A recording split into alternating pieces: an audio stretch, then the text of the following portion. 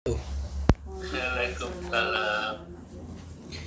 Alhamdulillah wassalatu wassalamu ala rasulillah Sayyidina wa maulana Muhammad ibn Abdillah wa ala alihi wa ashabihi wa mawalah. Asyhadu an la ilaha illallah wahdahu la syarikalah wa asyhadu anna Muhammadan abduhu wa rasuluhu la nabiyya wa la rasula ba'dah. Rabbi syrah li sadri wa yassir li amri wahlul 'uqdatam min lisani yafqahu qawli. Subhanaka la ilma lana illa ma'allamtana innaka antal alimul hakim. Amma ba'd. Bapak Ibu, saudara-saudaraku sekalian yang dirahmati Allah Subhanahu wa taala, pertama sekali mari kita kembali memperbarui rasa syukur kita kepada Allah Subhanahu wa taala.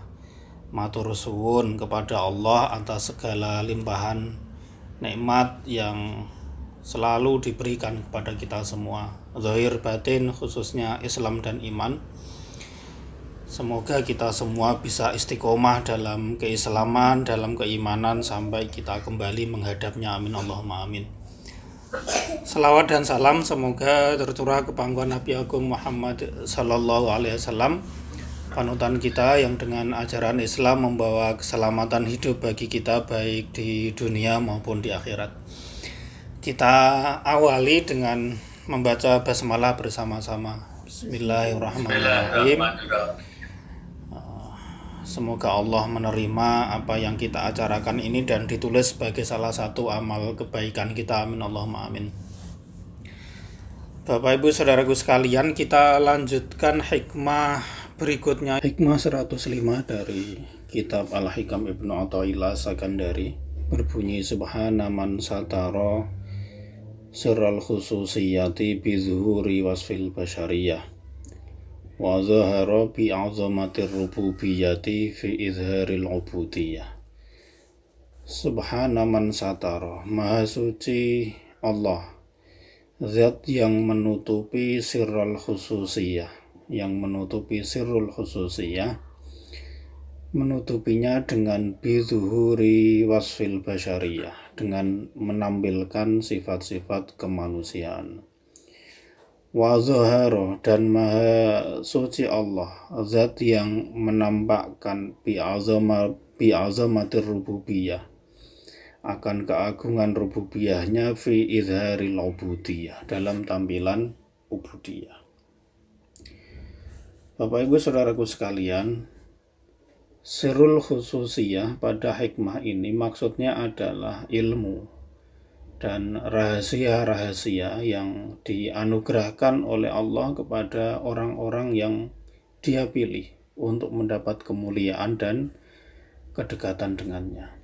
Nah, terhadap orang yang seperti itu, yang mendapatkan sirrul khususiyah seperti itu, atas hikmahnya Allah itu menutupi semua anugerah tersebut, menutupi ilmu, menutupi rahasia yang ditampakkan kepada mereka, menutupi dengan wasful basyariyah, dengan sifat-sifat kemanusiaan yang ada pada mereka sebagaimana dimiliki oleh umumnya manusia. Maka di dalam surat Al-Furqan misalnya ayat ke-7, protes yang dilakukan orang-orang kafir itu, mereka mengatakan waqalu ma li hadzal rasuli ya'kulu ta'ama. Mereka mengatakan, kenapa Rasul ini kok ya makan makanan seperti kita, seperti kami, wayamshi fil aswaqi, dan juga berjalan-jalan di pasar, melakukan usaha dan bisnis. Laula unzila ilaika malakun. Mereka berkata kepada Nabi itu, kenapa tidak diturunkan kepadamu, laula unzila ilaihi malakun, kenapa tidak diturunkan kepadanya seorang malaikat, fayakuna ma'ahu nazira, untuk menjadi orang yang memberi peringatan bersama Nabi tersebut. Ya, jawabnya adalah hikmah ini, bahwa memang Allah sengaja menutupi sirrul khususiyah yang diberikan oleh Allah kepada seseorang dengan menampilkan wasful basyariyah atau sifat-sifat kemanusiaan. Dalam hadis juga disebutkan bahwa cara untuk menutupi sirul khususiyah itu dengan tampilan kondisi yang buruk, di mana di dalam hadis riwayat Imam Al-Hakim disebutkan bahwa rubba asy'atha aghbara. Rubba asy'atha aghbara. Zitomraini itu bisa jadi orang yang berpenampilan kusut masai begitu, yang tidak dianggap bernilai oleh kebanyakan orang. Lau aqsama 'alallahi la abarrahu. Lau aqsama 'alallahi la abarrahu. Kalau seandainya orang itu mau bersumpah atas nama Allah, maka Allah akan memenuhi sumpah tersebut. Nah, Allah juga selain itu, Bapak Ibu Saudara sekalian, menetapkan bahwa ubudiyah manusia itu merupakan cermin dari sifat rububiyahnya. Wa zahara bi azamatir rububiyyati fi izhari al-ubudiyah. Allah menetapkan bahwa ubudiyah manusia itu merupakan cermin dari sifat rububiyahnya. Ubudiyah adalah kondisi yang muncul dari dalam hati dan menyelimuti seluruh diri, berupa rasa lemah, rasa rendah, rasa hina, dan rasa fakir kepada Allah akibat dari ibadah yang dilakukan oleh seseorang. Kemahakayaan Allah, kekuatan Allah, dan somadiyahnya itu terlihat jelas dari kefakiran kita kepadanya, dari kelemahan mutlak kita di hadapannya, dan dari kebutuhan mutlak kita kepada Allah Subhanahu wa Ta'ala. Nah, kerububihan Allah itu wujudnya zati, baik manusia ada maupun tidak ada.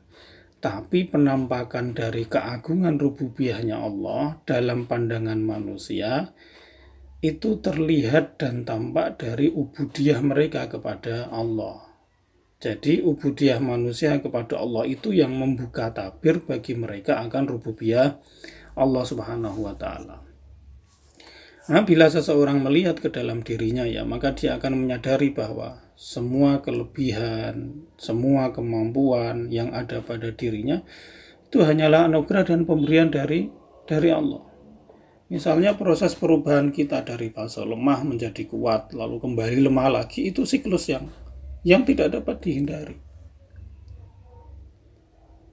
Demikian halnya proses perubahan dari fase tidak mengetahui sesuatu menjadi tahu sesuatu yang pada akhirnya kita kembali tidak tahu, itu juga hanya sekedar anugerah dan pemberian. Saat itu sudah diambil oleh Allah Subhanahu wa Ta'ala, diminta kembali oleh yang memberi, kita tidak bisa mempertahankannya, dan kita tidak bisa ngotot untuk tetap sehat, untuk tetap berilmu, untuk tidak pernah lupa. Itu nggak bisa, karena semua itu pemberian dari Allah Subhanahu wa Ta'ala. Sekian banyak usaha yang kita lakukan, tetapi saat yang memberi sudah memintanya kembali, yang menganugerahkan sudah menariknya kembali, kita tidak bisa apa-apa. Jadi kita sebagai manusia itu tidak lebih dari alat penerima sinyal atau gelombang saja, ya, seperti TV, di mana TV itu adalah penampakan dari eksistensi sinyal dan gelombang. Sinyal dan gelombang itu ada secara zatnya, baik ada TV maupun tidak, gelombang itu ada. Tapi penampakan dari sinyal dan gelombang itu baru dapat terlihat dari TV yang bisa menangkap sinyalnya itu. Sebenarnya sinyalnya selalu ada.